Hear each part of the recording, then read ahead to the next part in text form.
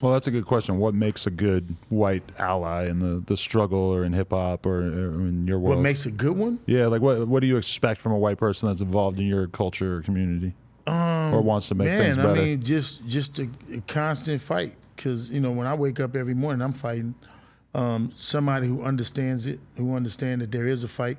I could talk to Steve sometime, and sometimes Steve get it, and sometimes Steve don't. You know what I'm saying? You got friends that's black from your side that feel like you get it sometime and feel like you don't get it sometime. And that's just natural. I studied theology while I was gone. I majored in theology. So I see how cultures change, and I've seen how nations were built and how they topple when the other nations are built, literally on top of other grounds the other nations' cities were built on. And it's always people who need another people to make them strong. And because this is a white nation, it would take a white mindset to actually get it to where it should be fair for other people. And then you got people who are stronger who don't want to see the values of this nation change, who see the value of being a white power and a dominant power in the world. So if you ask somebody to say, give that up and become even killed after they have built something that's considered to be the greatest nation in the world, they're not gonna do that easily. No, people don't tend to give up power easily. No, they're not gonna do that easily. You know what I mean? And I've been other places. I've been to other countries. I've seen how those countries and how they live, and I've come back to this country and I've seen how we live. And so it is a give and a take, and it's a hatred when you see how we take so much from other places, but we still benefit from it. You know what I mean? I mean, it's pretty crazy. I remember going to England and, just being around all of them and starting to realize, and this is probably 10 years ago, but starting to realize, like, wow, they have such different ideas about racism than we do. And actually, I have a friend, Gabe Brooks, who actually was murdered a couple years ago, and he's a black guy from LA. And one of my friends from England said to me, he's like, why does Gabe feel like he's had something inherently like bad done to him by his government? And I'm like, you know about slavery, right? And he's like, yeah, but like, it made no sense to him that American black people could feel that way. And to me, it's such a default. Like, of course they feel that way.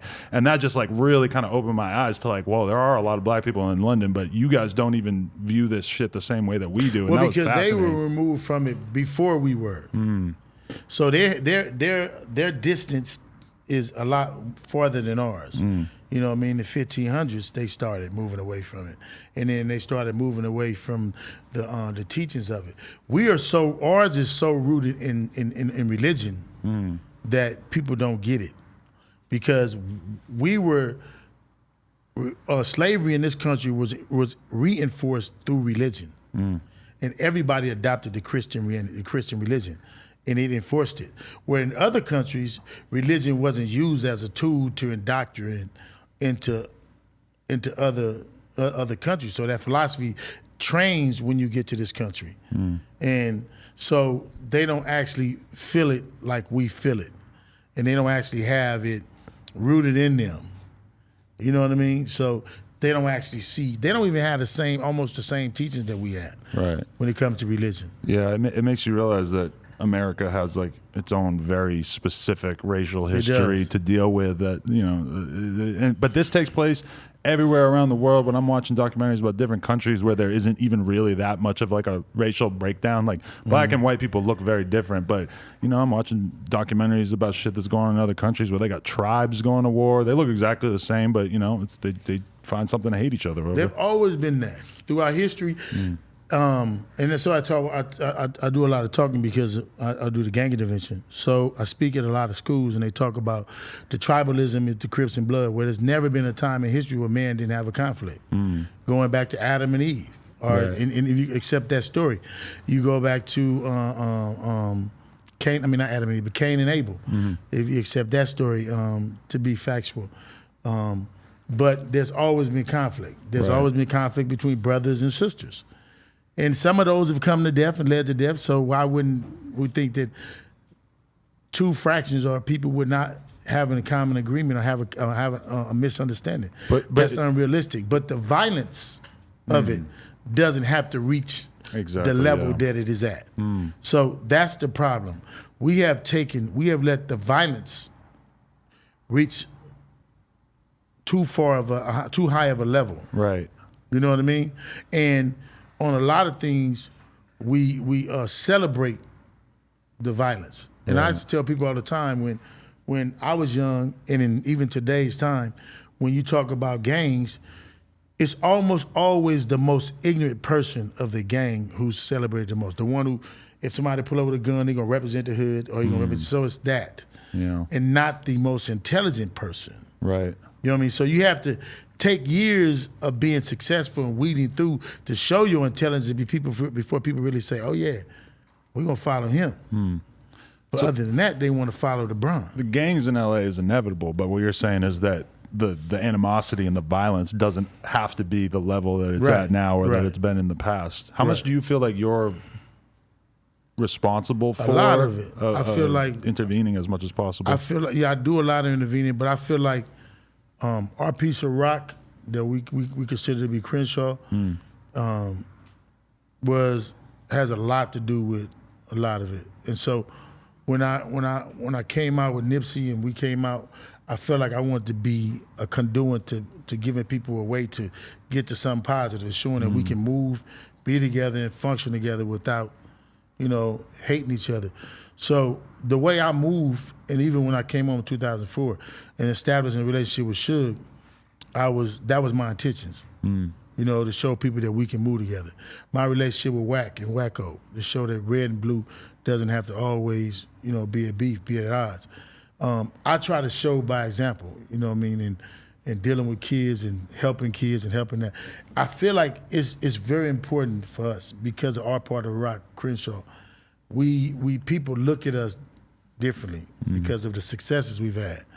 So that is true, because there's a lot of hoods in LA even that there's never been a big success story from there. So like you as somebody that is seeing all this and having so much more, I mean, it's easy to take it for granted just having seen the world, having met all these important ass people. It's easy to forget that a lot of people in the neighborhoods ain't been exposed to nothing. Right.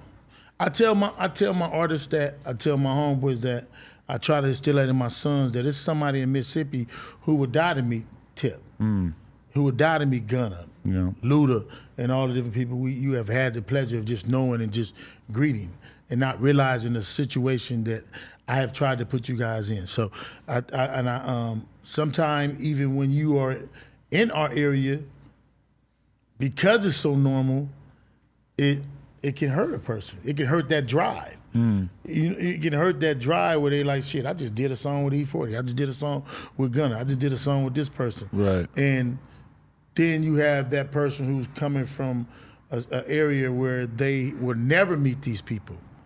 You know what I mean? And they have more of a fight and more of an energy towards being great. Definitely. About the gang intervention shit, how do you balance the fact that the mission that you're on there is really important, along with the fact that, you love where you're from, you love the culture that you come from? Have to be, man. You have to. It's like with gang intervention, how it really works is you have to have a license to operate. You have to be trusted enough to know that you can talk to your homeboys and other dudes can talk to their homeboys. It's not a snitching factor because that's not a part of it.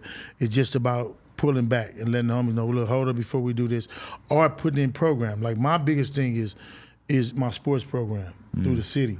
So we set those up to deal with the kids, and shouts out Big Snoop Dogg for the SYFL, and my brother Wadu, you know what I mean? So it's just about really trying to be an outlet for kids to have a way to move. You know what I mean? And being an example. Like, I'm a living example. I'm a living example. And reason why I didn't change my name and start calling myself Eugene or Hannibal or whatever, and I wanted to call myself Big U because I wanted young people to understand it wasn't in the name. It was in the decisions I make. You know what I mean? Like, I get up in the morning, my day starts, I get up in the morning, I go work out, Then I might, if I'm doing martial arts, I'm going to lift weights and what I'm doing. Then after that, I go and I start reading. And from there, I'm reading and writing. Then I'm doing whatever business I'm doing, and I get to the kids and I coach. And after the kids, I go back into music. So my music time is really like from 9 p.m. all the way to like 1 or 2. And I get home, or maybe when I get home, and I'm usually sleeping in the studio while they making the music. And I'm waking up like, oh, what did you do? And you know what I'm saying? Are they not allowed to splash you with the water like Chief Keef? Hell no, because I can still, I mean, listen, I got about 18 more months of this fighting shit left. Right. You know Oh, really? About 18 more months of this over after that. When's the last time you scrapped with somebody? Shit. 3 weeks ago, we spar every day. You know I spar. Okay, but I mean like rough somebody No, up in the somebody streets. fight, man, I don't know. I ain't talk about that. You know what I'm saying? I don't want to fight with nobody, bro. This shit'll hurt. You know what I'm saying? At my age, you're like, this shit'll hurt. Like, it'll really like hurt like for months.